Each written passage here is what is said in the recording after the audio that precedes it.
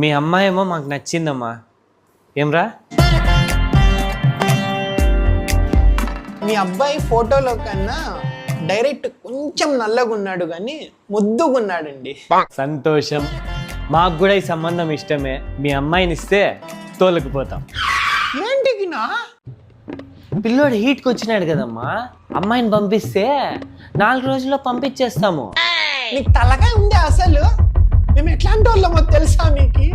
అయ్యో తప్పుగా అనుకోద్దమ్మా. Last time పక్కింటి వాళ్ళు అట్లే ఇస్తే మీరు కూడా ఇస్తారేమోనని.